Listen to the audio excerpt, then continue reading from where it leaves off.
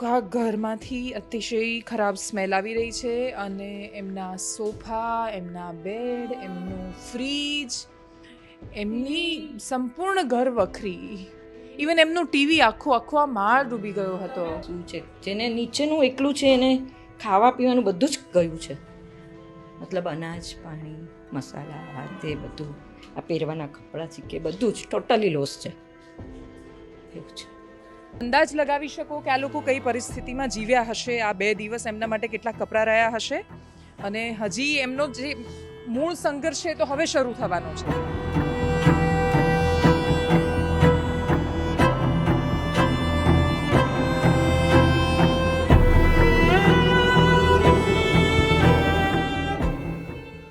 એટલે મને આ દ્રશ્યો છે એ જ પૂરતા છે તમને કહેવા માટે કે એક માણસ બહુ જ પ્રયત્નો કરીને ઘર બનાવે છે. એ ઘર એના સપનાનું ઘર હોય છે, એમાં બધો જ સામાન ભરેલો હોય છે, એટલે કોઈ વસ્તુ એવી નથી કે જે આ ઘરમાં નથી, અને છતાંય આજે એક વસ્તુ પણ એવી નથી કે જે એમની પાસે હોય. તંત્ર આવ્યું જ નથી પાણી આપવા, નથી પૂછવા. ખાલી મિલિટરીની હમણાં ગાડી આવી છે, મિલિટરી મેનને જ લઈ જાય છે બહાર, બીજા કોઈને લઈ નથી જઈ રહી. 2 હેલિકોપ્ટર આવ્યા, 2 વાર ખાલી ફૂડ પેકેટ એક બિલ્ડિંગ પર મૂકીને ગયા, ખાલી વિડીયોગ્રાફી કરી ગયા કે અમે આવી ગયા કરી, બસ. બાકી અંદર આ 500 ઘર છે, અમે પોતે બધું સપ્લાય કર્યું છે. જે બહાર જે હતા એ લોકોએ ટ્રેક્ટર ભરીને બધાને ખાવા પીવાનું પહોંચાડ્યું છે. કાલે બહુ મોટું જ્ઞાન વેચતા હતા પત્રકાર પરિષદમાં, જે મંત્રીઓ બેઠા હતા, અને કાલે ટ્રક પર નીકળ્યા હતા એ વડોદરામાં સવારી કરવા માટે એવેન્જર્સ બનીને. તો એમને બુદ્ધિ બહુ જ મોડા આવી કે આ ફ્લડ છે, અમારે કેનાલમાં ડાયવર્ટ કરવું જોઈએ. આવું તો 19માં પણ આવ્યું હતું. તો 19થી લઈને 24 સુધીના સમયગાળામાં તમે શું કર્યું? અમે લોકો 2016થી ગવર્મેન્ટની જોડે લડી રહ્યા છે, પણ ગવર્મેન્ટ એના વિશે કાંઈ જ નથી કરી રહી. 2014માં બી આ જ હાલત હતી, 2019માં બી હાલત હતી. અમે 2016થી લડી રહ્યા છીએ, આખી સોસાયટીવાળા, પણ ગવર્મેન્ટ કાંઈ કરી નથી.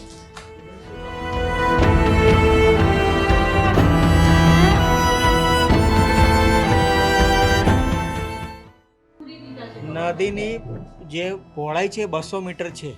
આજે સિદ્ધાર્થ બંગલોમાં 200 મીટરની પહોળાઈ છે અમારી. આગળ જતા બધી 100 મીટરે નથી રહી. આજે વડસર છે, આ છે જગ્યા, બધા પર નદી એટલી બધી સાંકડી કરી નાખી. એના લીધે આ પાણી બહાર નીકળવા માંડ્યું. આજે અમિતનગર સુધી પાણી પહોંચી ગયું છે. કોઈ દિવસ આટલા વર્ષોમાં અમિતનગર સુધી કે આ બાજુ છે કે કેનાલ સુધી પાણી પહોંચી ગયું આ નદીનું. એટલે તમે વિચાર કરો કે એનો પટ કેટલો બધો પહોળો થઈ ગયો કે જો તમે કોઈ બિલ્ડરને, એટલે તમને એવું લાગે છે કે આ ખાડામાં છે ને વિશ્વામિત્રીના કિનારે શું કામ બનેલા બંગલોઝ છે, તો આ લોકો કરોડો રૂપિયાના બંગલોઝ જ્યારે બનાવતા હતા તો એમને બીયુ તમે કેમ આપી? તમે એ બિલ્ડરને એનઓસી કેમ આપી જો તમને એવું લાગે છે કે આ ખાડામાં છે કે સારી પરિસ્થિતિમાં નથી? અત્યારે કેટલી ટીમો છે અહીંયા સિદ્ધાર્થ બંગલોઝ બાજુ? લગભગ 2 થી 3 ટીમોની ટુકડી છે. અચ્છા, આપ પણ એમાં જોડાયેલા છો? ના, અમે સ્થાનિક છે, લોકોની હેલ્પ કરી રહ્યા છે. Thank you. તમારા જેવા માણસો મદદ કરી રહ્યા છે એટલે આ લોકો ટકેલા છે. પણ આ આર્મીનો ટ્રક જઈ રહ્યો છે અંદર ને અત્યારે જઈ શકે એવી પરિસ્થિતિમાં છે.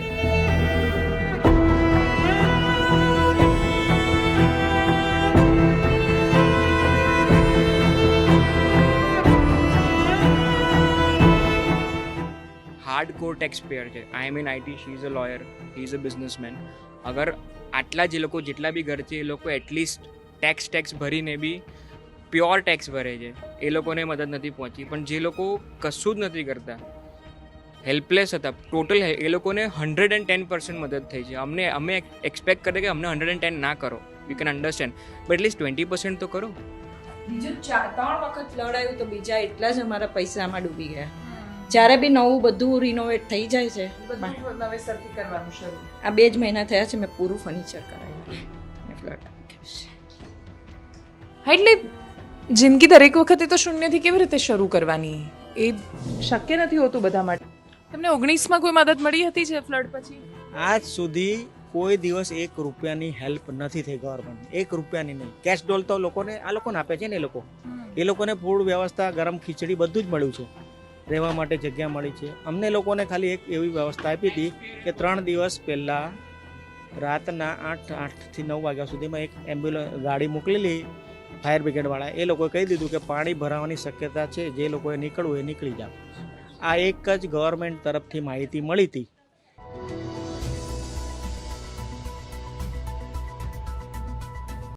આ દેશમાં કોઈ પણ મુશ્કેલી આવે, જો કોઈ આપણી સાથે ઊભું રહીને વિચિત્ર પરિસ્થિતિમાં પણ અંદર પહોંચી શકે છે તો એ આર્મી અને એનડીઆરએફના જવાનો હોય છે.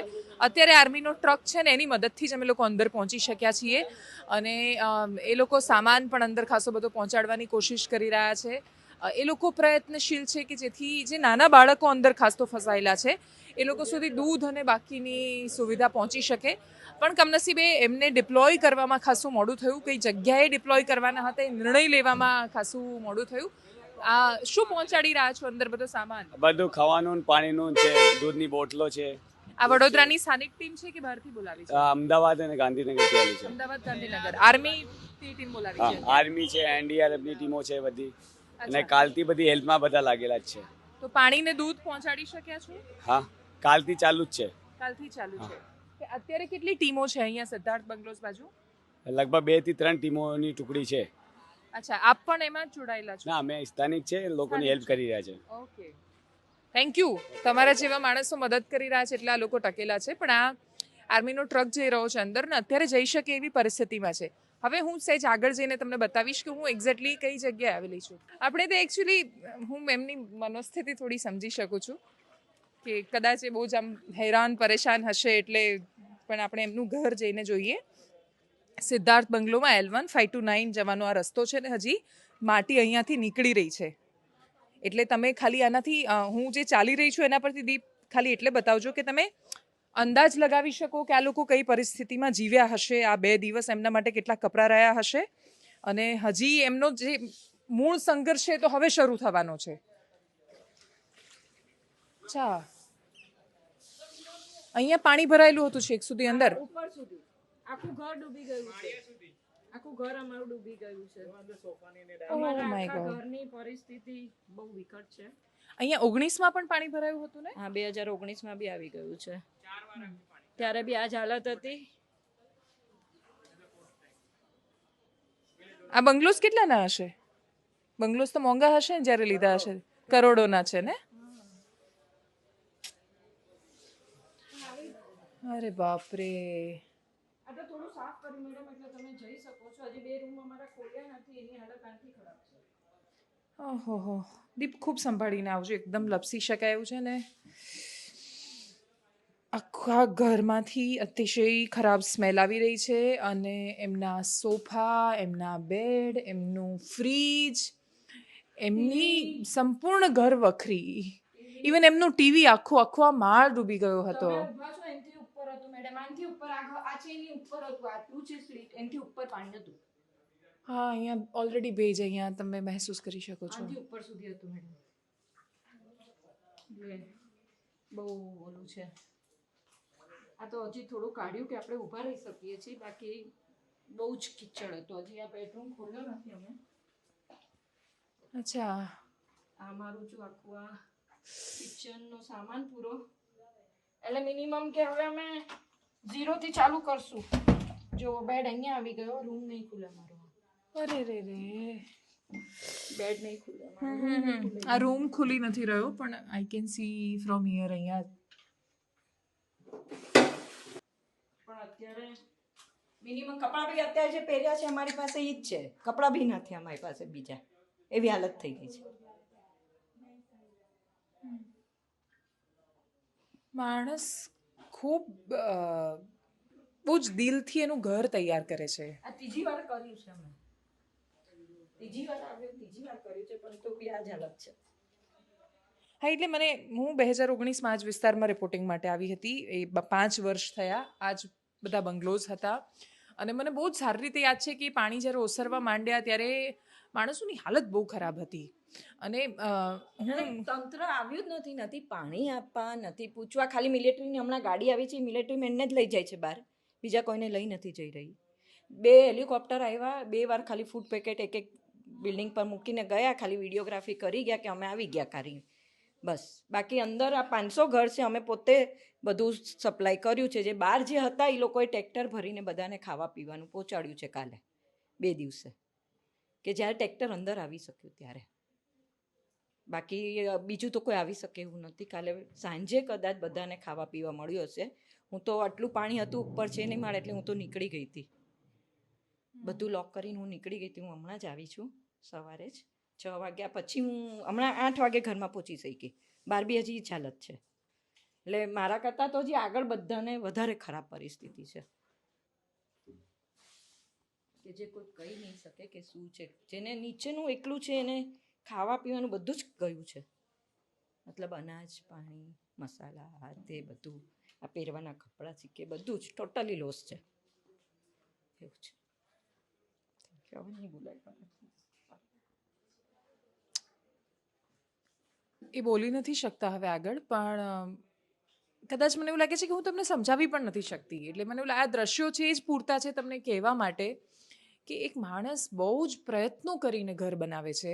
એ ઘર એના સપનાનું ઘર હોય છે, એમાં બધો જ સામાન ભરેલો હોય છે. એટલે કોઈ વસ્તુ એવી નથી કે જે આ ઘરમાં નથી, અને છતાંય આજે એક વસ્તુ પણ એવી નથી કે જે એમની પાસે હોય. તો આ હાલતમાં પહોંચી જાય. અને બીજું કે સૌથી મોટું એલર્ટ આખા ગામને ખબર હતી. એટલે વિંડીમાં તમે જોતું, એટલે અમે છેલ્લા 15 દિવસથી બતાવી રહ્યા હતા કે આવું કશુંક છે કે જે થવા જઈ રહ્યું છે. વડોદરા પર એક આખી સિસ્ટમ આવશે. અને બીજું કે 2005 કે 19 જેટલો તો વરસાદ પણ નથી, પણ ઉપરથી જે ઉપરવાસમાંથી વરસાદ આવે, ફ્લડ તમે વિશ્વામિત્રીમાં છોડી રહ્યા છો. એટલે મંત્રીને ગઈકાલે ભાન થયું. અમે લોકો 2016 થી ગવર્મેન્ટની જોડે લડી રહ્યા છે, પણ ગવર્મેન્ટ એના વિશે કાંઈ જ નથી કરી રહી. 2014માં બી આ જ હાલત હતી, 2019માં બી હાલત હતી. અમે 2016 થી લડી રહ્યા છીએ આખી સોસાયટીવાળા, પણ ગવર્મેન્ટ કાંઈ કરી નથી રહ્યા. 1994 થી કેસ ચાલી રહ્યો છે. 94 થી કેસ ચાલે છે. 94 માંથી લડ્યા છે ને. એટલે મૂળ ત્યાંથી શરૂ થઈ. 2004 4 થી કેસ ચાલે છે. કેસ ચાલે છે હાઈકોર્ટની અંદર છે. અમારા ત્યાં આખી અમારી એકલી એક સોસાયટી ને આખો આ એરિયા જે વિશ્વામિત્રીનો દબાણ આગળ બહુ બધું કર્યું છે. અઘોરા મોલ, આ તે કાંસ પર બધું બનાવી કાંસ દીધું પર છે. એટલું બધું બનાવી દીધું છે. નદીની જે પહોળાઈ છે 200 મીટર છે. આજે સિદ્ધાર્થ બંગલોમાં 200 મીટરની પહોળાઈ છે અમારી. આગળ જતા બધી 100 મીટરે નથી રહી. આજે વડસર છે, આ છે જગ્યા બધા પર નદી એટલી બધી સાંકડી કરી નાખી. એના લીધે આ પાણી બહાર નીકળવા માંડ્યું. આજે અમિતનગર સુધી પાણી પહોંચી ગયું છે. કોઈ દિવસ આટલા વર્ષોમાં અમિતનગર સુધી કે આ બાજુ છે કેનાલ સુધી પાણી પહોંચી ગયું આ નદીનું. એટલે તમે વિચાર કરો કે એનો પટ કેટલો બધો પહોળો થઈ ગયો. કે જે હમાસરની લિંક રોડ, એ રોડ પર તો કોઈ દિવસ પાણી આવ્યા જ નથી અત્યાર સુધી. એનો મતલબ કે આડેધડ પરમિશનો આપીને બિલ્ડિંગો બનાવી રહ્યા છે. ગવર્મેન્ટો પરમિશન કેવી રીતે આપે છે, જોવે છે, નથી જોતા, કશું જ નથી. એટલે જોતા હોત તો એમને ભાન હોત કે ન અપાય એમ. એટલું બહુ સાદી વાત છે. અને બીજું કે આજે 2004માં પાણી આવ્યું ત્યારે અમને બધા નેતાઓ કહેતા તમને ખબર નથી આ ખાડામાં છે એમ, પણ પરમિશન તો તમે જ આપેલી છે ને. હા, એટલે બિલ્ડરને કેવી રીતે બનાવવા દીધું તમે? અમે તો સામાન્ય માણસ છીએ, અમને એટલું બધું જ્ઞાન નથી. વાત સાચી. એટલે ઘર લેતા પહેલા એ તો ઘર બનાવ્યું છે કોઈએ બિલ્ડરે, તો તમે પરમિશન આપી હશે ત્યારે જ બન્યું હશે ને. પરમિશન વગર તો બિલ્ડરે બનાવ્યું નથી ને. તો એ વખતે ગવર્મેન્ટે ચેક કરવું જોઈએ કે આ નદીથી કેટલું નજીક છે, દૂર છે. અમને નથી ખબર પડતી. ચલો હજી એટલા બધા અચ્છા, તોય હજુ બને છે. ચાલુ જ છે કન્સ્ટ્રક્શન. તમે શું કરો છો? બિઝનેસ છે અમારો. બિઝનેસ છે. એટલે માણસે મતલબ કરોડો રૂપિયા ખર્ચીને એક બંગલો લીધો અને પછી તમે આવીને એવું કહો કે તમને ખબર નહોતી, તો શું કરે? બીજું 3 વખત લડાયું તો બીજા એટલા જ અમારા પૈસામાં ડૂબી ગયા. જ્યારે બી નવું બધું રિનોવેટ થઈ જાય છે, બધું નવેસરથી કરવાનું શરૂ. આ 2 જ મહિના થયા છે મેં પૂરું ફર્નિચર કરાવ્યું ને ફ્લડ આવી ગયો છે. હા, એટલે જિંદગી દરેક વખતે તો શૂન્યથી કેવી રીતે શરૂ કરવાની એ શક્ય નથી હોતું બધા માટે. હવે એમનું જો અહીંયા હું મારું બેઝિન પર હાથ અડ્યો ત્યારની વાત બતાવું છું. કેટલે સુધી પાણી હશે, આખું એક માળ ડૂબી જાય અને આટલી ખરાબ હાલત થાય એટલે તમે એની કલ્પના નથી કરી શકતા. અને બીજું કે જે લોકો કાલે બહુ મોટું જ્ઞાન વહેંચતા હતા પત્રકાર પરિષદમાં, જે મંત્રીઓ બેઠા હતા અને કાલે ટ્રક પર નીકળ્યા હતા એ વડોદરામાં સવારી કરવા માટે એવેન્જર્સ બનીને, તો એમને બુદ્ધિ બહુ જ મોડા આવી કે આ ફ્લડ છે, અમારે કેનાલમાં ડાયવર્ટ કરવું જોઈએ. તો આવું તો 19માં પણ આવ્યું હતું. તો 19થી લઈને 24 સુધીના સમયગાળામાં તમે શું કર્યું? 2005માં ફ્લડ હતું, તો 2005થી 19ની વચ્ચે શું કર્યું? આ ચારેય બાજુ તમે એક બાજુ PR એક્સરસાઇઝ માટે તમારા ફોટો બતાવી રહ્યા છો કે અમે બહુ જ મદદ કરી ખડે પગે. જો મદદ કરી તો અહીંયા પહોંચી કેમ નહીં? અને હું તો હજી એન્ટ્રન્સમાં છું બંગલોના, અંદર તો કદાચ જઈ પણ નહીં શકું. હું 5-6 ઘર છે. આ ઘરને this house to get back to normal it will take approximately 1 month. At least Electricity, Wi-Fi connection, gas connection, food supplies, drinking water, pure drinking water. પાછળ પાણી આપી ગયા 500 ml પાણી આપી આર્મી વાળાએ સ્પેર કર્યું, આપ્યું નથી, સ્પેર કર્યું એમની પાસે જે હતું એ. પાછળ મારો ટાંકો છે, ટાંકો ખાલી કરવા માટે, કેમ કે એમાં બધું કિચનનું પાણી છે, તે ભરાતા અઠવાડિયું લાગશે, પછી ઉપર, પછી નીચે. હજુ તો અમે લોકોએ ખાલી 1/4 ઘર ઓપન કર્યું છે, હજુ તો 2 રૂમ ખોલવાના બાકી છે. એસી ખુલતા નથી, આગળ બેડ આવી ગયા છે. So that is the ground reality. If you really want to understand, then people who are living over here, they have left the houses as it is. બાજુવાળા ઘર જે છે એમની ગાડી, અમારી ગાડી 2 વાર ગઈ છે, નવી ગાડીઓ.